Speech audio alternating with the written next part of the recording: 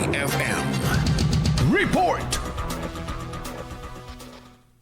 Tiniyak ng Office of the Provincial Veterinary o OPVET Pangasinan ang pagdating ng mga hatid na veterinary services sa mga barangay sa lalawigan. Sa panayam ng IFM News Team kay Provincial Veterinarian Dr. Arceli Robiñol, mas pinaigting ng tanggapan ang mga naturang serbisyo upang mapalakas ang awareness o pagiging maalam ng mga Pangasinense pagdating sa responsible pet ownership. Inihayag nito na bumababa ang mga vet services sa iba't ibang panig ng probinsya. Sa Batangas naman, ito ay full year-round activity namin. So hindi lang yung bayan, hanggang sa barangay kami nakakarating. Maganda umanong balita na tumataas taon-taon ang mga nababakunahang mga alagang hayop dahil indikasyon nito na natututo na ang mga pet owners. Kasi nakikita namin kung bakit tumataas yung number of pets vaccinated. Ibig sabihin, dahil sa pagpupromote natin ng pagiging responsible pet ownership, sa mga advocacy namin, sa information drive campaign na ginagawa namin na regular, ibig sabihin yung mga tao ay natututo na rin sila.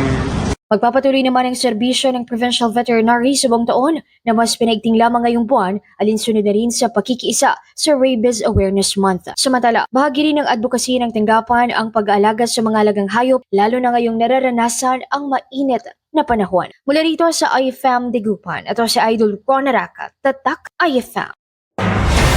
IFM News. IFM News.